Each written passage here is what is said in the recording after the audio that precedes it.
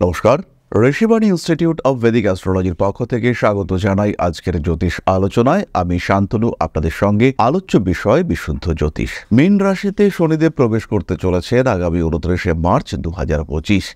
এই যে শনিদেব মীন রাশিতে প্রবেশ করছেন, এর ফলে মেষের সাড়ে সাথে শুরু হচ্ছে, মকরের সাড়ে সাথে থেকে মুক্তি হচ্ছে এবং মীন রাশির মানুষরা তারা কিন্তু সাড়ে সাতের মূল পর্যায়ে অর্থাৎ দ্বিতীয় পর্যায়ে প্রবেশ করছেন। এই সময় মীনের জীবনে কি ঘটতে পারে, কোন দিক থেকে প্রতিবন্ধকতা আসতে পারে, সমস্যা কোন কোন দিক থেকে আসতে পারে, সেগুলি আমরা বুঝতে পারবো, জানতে পারবো।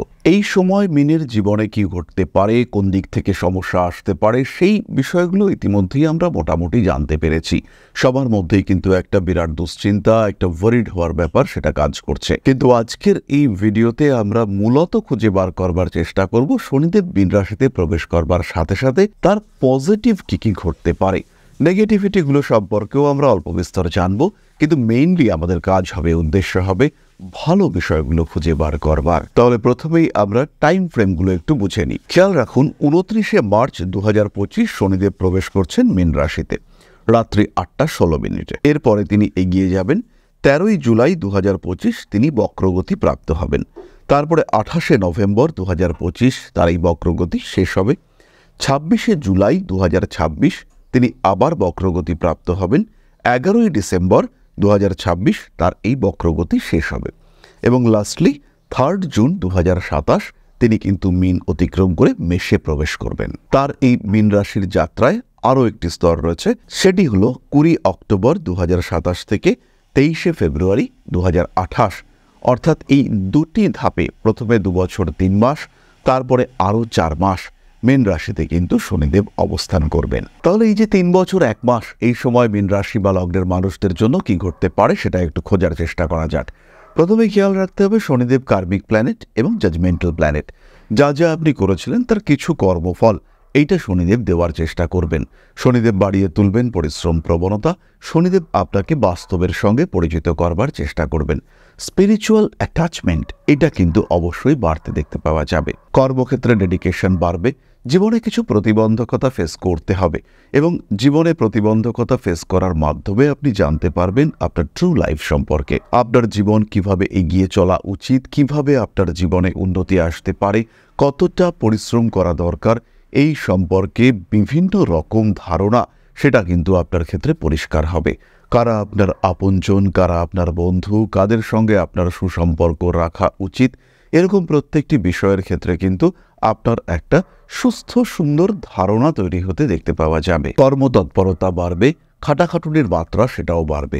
মীন রাশি বা লগ্নের মানুষ তারা কিন্তু আলস্য ত্যাগ করে আবার নতুন জীবনের দিকে ঝাঁপিয়ে পড়ার একটা সুযোগ সেটা প্রাপ্ত হবেন। বেশ কিছু ক্ষেত্রে জীবনের ঝঞ্ঝাটগুলোকে সরিয়ে দেওয়ার একটা চেষ্টা, একটু সুস্থ সিম্পল লাইফ লিড করবার টেন্ডেন্সি, এটা আমরা মীনের ক্ষেত্রে দেখতে পাবো। অকারণ অপ্রয়োজনীয় বিলাসিতার বিষয়গুলিকে মীন কিন্তু সহজেই নিজের জীবন থেকে দূরে সরিয়ে দিতে পারবেন। বাধা বিপত্তি, সমস্যা, অস্থিরতা সেগুলোকে সরিয়ে একটু সিম্পল লাইফ লিড করবার টেন্ডেন্সি এটা আমরা মীনের ক্ষেত্রে দেখতে পাবো। বহু মীন রাশি বা লগ্নের মানুষ তাদের মধ্যে দেখতে পাওয়া যাবে স্পিরিচুয়াল অ্যাটাচমেন্ট বাড়াবার প্রবণতা।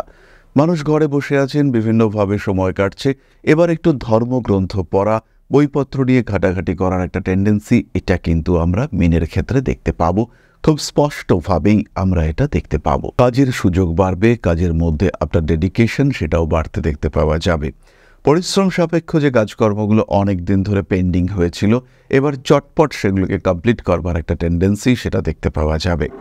দীর্ঘদিন ধরে বাড়ি সংক্রান্ত কিছু বিষয় আটকে ছিল, সেই কাজগুলিকেও উদ্ধার করা, কমপ্লিট করা, ক্লিয়ার করা তার একটা চেষ্টা আমরা মীনের ক্ষেত্রে দেখতে পাবো। ভাই বা ছোট বোনের স্বাস্থ্য নিয়ে কিন্তু দুশ্চিন্তা রয়েছে। এই সময় ভাই বা বোনের শরীর স্বাস্থ্য নিয়ে অস্থিরতা সেটাও বৃদ্ধির একটা সম্ভাবনা দেখতে পাওয়া যাবে। ভাই বোনের সঙ্গে অ্যাটাচমেন্ট নিয়েও দুশ্চিন্তা বাড়তে পারে। স্পষ্ট কথা বলার প্রবণতা বাড়বে। নিজের জীবন থেকে অপ্রয়োজনীয় মানুষগুলোকেও সরিয়ে দিতে পারবেন মীন রাশি বা লগ্নের মানুষরা। রয়েছে কর্মপ্রাপ্তির সম্ভাবনা। 10ম ভাবে শনিদেবের দৃষ্টি পড়বে। কর্মসূত্রে বিদেশ যাত্রা, কিছু প্রফেশনাল ট্রেনিং নেওয়ার জন্য ফরেন সার্টিফিকেশন এটা কিন্তু মীন করতে পারবেন। কম্পিটিশন বাড়বে, লড়াই করার সম্ভাবনা সেটা বাড়বে। মীনের আত্মবিশ্বাস ফিরে আসবে। নিজের মধ্যেকার যে দুর্বলতা সেগুলিকে নিয়ন্ত্রণ করতে পারবেন মীন এবং খুব সহজভাবেই বাধা বিপত্তি সমস্যা অশান্তি সেগুলোকে সরিয়ে নিজেকে এগিয়ে নিয়ে যাওয়ার রাস্তা খুঁজে বার করতে সাহায্য করতে পারবেন মিন। নিজেই নিজেকে সাপোর্ট করা, এটা কিন্তু মিনের ক্ষেত্রে আমরা দেখতে পাবো। নতুন ব্যবসার ক্ষেত্রেও মিন কিন্তু জায়গা তৈরি করতে পারবেন এবং প্রত্যেকটি ক্ষেত্রে মিনের মূলধন হবে কিন্তু তার নিজের পরিশ্রম, নিজের খাটাখাটুনি। সেখান থেকেই মিন কিন্তু নিজের জায়গা খুব স্পষ্টভাবে তৈরি করতে পারবেন। পরিশ্রম এবং পরিশ্রমের মাধ্যমে সাফল্যের নির্যাস খুঁজে বার করবার চেষ্টা, এটা আমরা স্পষ্টভাবে মিনের ক্ষেত্রে দেখতে পাবো। মিন রাশি মিন লগ্নের মানুষদের দায়বদ্ধতা বাড়বে, অতিরিক্ত রেসপন্সিবিলিটি প্রেশার সৃষ্টি করতে পারে। টাকা পয়সা আসলেও সেই টাকা পয়সা খরচের উপরে নিয়ন্ত্রণ আনতে পারবেন মিন। পরিশ্রম সাপেক্ষ অর্থ এবং সেই অর্থ কোথায় খরচ করবেন, কতটা খরচ করবেন, সেই সম্পর্কে একটা স্টেবল সিচুয়েশন ক্রিয়েট করবার চেষ্টা, এইটা কিন্তু মিনের ক্ষেত্রে খুব স্পষ্টভাবে দেখতে পাওয়া যাবে। কোনো কোনো সময় মিন রাশি বা লগ্নের মানুষদের গোপন শত্রুতা বাড়তে দেখতে পাওয়া যাবে। এর কারণে পারিপার্শ্বিক পরিস্থিতি কিছুটা কঠিন হয়ে উঠতে পারে। তবে মিন কিন্তু নিজের দায়িত্বে, নিজের সপ্রতিভতায় খুব সহজভাবেই এই সমস্ত শত্রুতাকে দূরে সরিয়ে রাখতে পারবেন। বাধা বিপত্তি এগিয়ে যাওয়ার একটা হিউজ পাওয়ার, সেটা কিন্তু মিনের মধ্যে এই শনিদেব নিয়ে আসবেন। অল্প বিস্তর দুঃখ আসতেই পারে, মনোকষ্ট সৃষ্টি হওয়ার সম্ভাবনা হতেই পারে। সাড়ে সাথে চলছে, মনে দুঃখ হবে না, এটা তো আমরা আশাই করব না, কিন্তু মিনের মধ্যে সেই এবিলিটি থাকবে। কারণ এই সময় মিনের চতুর্থে বৃহস্পতি এবং মিনের দ্বাদশের রাহু, এরা কিন্তু একটা গুরুচণ্ডাল কম্বিনেশন ক্রিয়েট করবে। ফলে মিন কিন্তু লাইফে অনেকটাই গতি পাবেন, স্টেবল পাওয়ারফুল মুভমেন্ট, এটা কিন্তু আমরা মিনের ক্ষেত্রে দেখতে পাবো।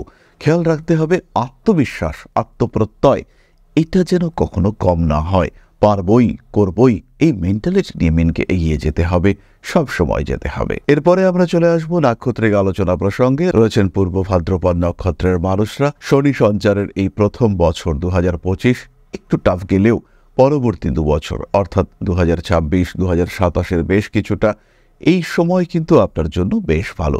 সমস্যা থেকে নিজেকে মুক্ত রাখতে পারবেন, অগ্রগতি দেখতে পাওয়া যাবে।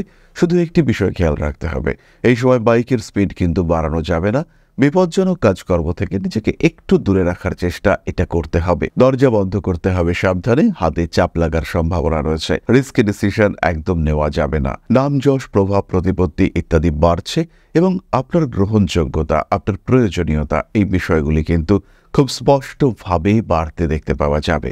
রাজনৈতিক সক্রিয়তা বৃদ্ধির একটা সম্ভাবনা দেখতে পাওয়া যায় এবং পেশাগত অস্থিরতার সঙ্গে সঙ্গে নিজের একটা স্থিতিশীল অবস্থা খুঁজে বার করার চেষ্টা, এইটা কিন্তু আপনাকে অবশ্যই করতে হবে। পরবর্তী নক্ষত্র উত্তর ভাদ্রপদ। প্রেমের ক্ষেত্রে কিছুটা অস্থিরতা থাকবে, একটু স্ট্রিক্ট ডিসিশন নেওয়ার টেন্ডেন্সি বাড়তে দেখতে পাওয়া যাবে। চটজলদি সিদ্ধান্ত উত্তর ভাদ্রপদ নক্ষত্রের মানুষদের জীবনে কিছু বিভ্রান্তি নিয়ে আসতে পারে। হতেই পারে আপনার মনে হলো এই মানুষটার সঙ্গে জীবন কাটানো আর সম্ভব নয়, এবার একটা স্ট্রিক্ট ডিসিশন আমাকে নিতে হবে। এই ধরনের ঘটনা কিন্তু উত্তর ভাদ্রপদের ক্ষেত্রে ঘটতে পারে এবং এর ফলে পরবর্তীকালে মানসিক দিক থেকে দুশ্চিন্তাগ্রস্ত হওয়ার সম্ভাবনা সৃষ্টি হতে পারে। বাড়ি পরিবর্তনের সংযোগ রয়েছে উত্তর ভাদ্রপদের ক্ষেত্রে। কিছু কঠিন যাত্রাপথ অতিক্রম করবার চেষ্টা উত্তর ভাদ্রপদের ক্ষেত্রে দেখতে পাওয়া যাবে। আধ্যাত্মিকতার যাত্রাপথ উত্তর ভাদ্রপদ কিন্তু অতিক্রম করতে শুরু করবেন। বিভিন্ন বইপত্র সম্পর্কে পড়াশোনা করার প্রচেষ্টা উত্তর ভাদ্রপদের ক্ষেত্রে বাড়তে দেখতে পাওয়া যাবে।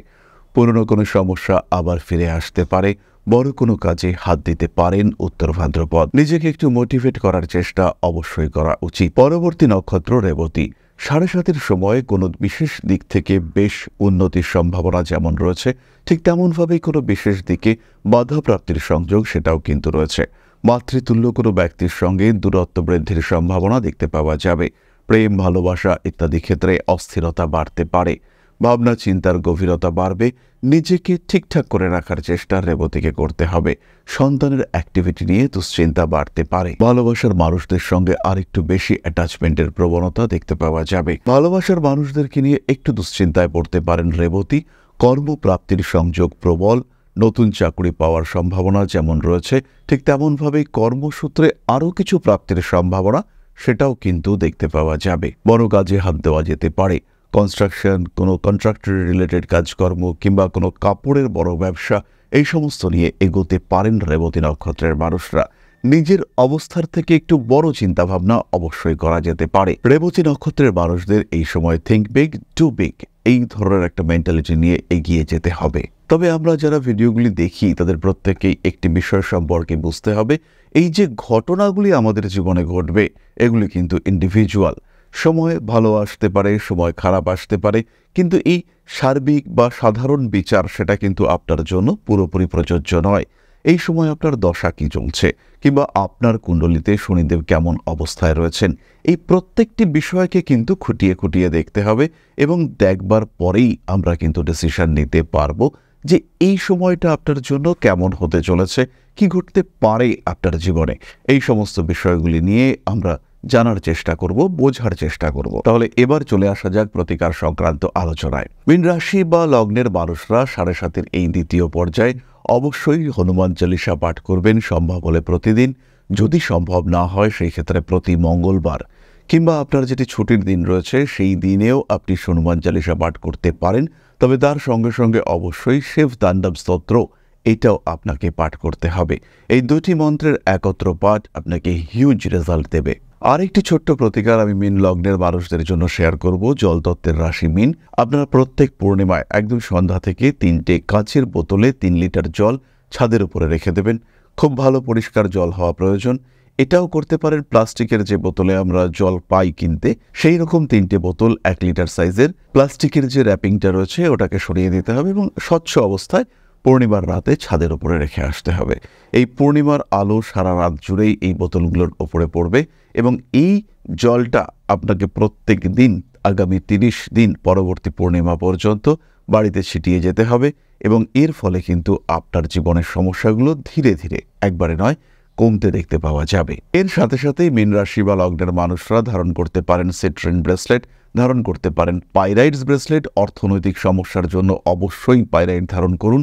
তার সঙ্গে সঙ্গে অবশ্যই ধারণ করবেন 5 মুখী রুদ্রাক্ষ অথবা 1 মুখী রুদ্রাক্ষ। তাহলে এবার আমরা চলে আসবো আলোচনার পরবর্তী পর্যায়ে। তবে তার আগে ছোট্ট একটি বিষয় আপনাদের সঙ্গে শেয়ার করতে চাইব। আশা করি পরম পিতার আশীর্বাদে সবাই খুব ভালো আছেন। জীবনে চলার পথে বিভিন্ন সময় বিভিন্ন ক্ষেত্রে আমরা প্রত্যেকেই কিছু না কিছু জনহিতকর কার্য করে থাকি। রাস্তায় যদি একজন মানুষ এসে আমাদের কাছে সাহায্য চায়, আমরা যতটুকু সম্ভব তাকে সাহায্য করবার চেষ্টা করি। কখনো কিছু অর্থের বিনিময়ে, কখনো তাকে কিছু খাদ্য সামগ্রী কিনে দিয়ে, কখনো গাছের জল দিয়ে, কখনো পাড়ার রাস্তার কুকুরটিকে খেতে দিয়ে আমরা সমাজের উন্নতি করবার চেষ্টা করি। আমরা সমাজের প্রতি আমাদের সামাজিক দায়বদ্ধতা পালন করবার চেষ্টা করি। কারণ প্রত্যেকেই আমরা মানুষ, প্রত্যেকের মধ্যেই রয়েছে মনুষ্যত্ব, প্রত্যেকেই আমরা অপরকে সাহায্য করবার জন্য অল্প বিস্তর দায়বদ্ধ। এই ভাবনা নিয়েই অধ্যাত্ম সেবা এবং প্রকৃতি পূজনের ব্রতী হয়েছে আমরা। আপনাদের সহযোগিতায় গঠন হয়েছে পরম ব্রহ্ম মিলন মঠ ও সেবাশ্রম। দীর্ঘদিন ধরেই, প্রায় বিগত 3 বছর ধরে বিভিন্ন সময়ে, বিভিন্ন অবস্থায়, বিভিন্ন পরিস্থিতিতে মানুষের পাশে গিয়ে আমরা দাঁড়িয়েছি। মানুষের পাশে যতটা সম্ভব সাহায্য করবার চেষ্টা আমরা করেছি আমাদের ক্ষুদ্র সামর্থ্যে। বারংবার আমরা পেয়েছি আপনাদের সাহচর্য, বারংবার আপনারা বাড়িয়ে দিয়েছেন আপনাদের সহযোগিতার হাত। তাই আরও একবার আপনাদের সামনে আজ আমি আবার এসেছি পরবর্তী কর্মসূচিকে বাস্তবায়িত করবার জন্য। বিগত দিনগুলিতে বিভিন্ন সময়ে আমরা বিভিন্ন ক্ষেত্রে ডোনেশন কর্মসূচি করেছি। আমরা শীতকালে কম্বল বিতরণ করেছি, মোজা চটি বিতরণ করেছি, মশারি বিতরণ করেছি ডেঙ্গুর সময়, করোনার সময় খাদ্য সামগ্রী বিতরণ করেছি আমরা। তার সঙ্গে সঙ্গে ছোট ছোট শিশুদের পড়াশুনো এগিয়ে যাওয়ার জন্য সারা বছরের সমস্ত শিক্ষা উপকরণ আমরা বিতরণ করেছি। তাদের সঙ্গে আমরা সময় কাটিয়েছি।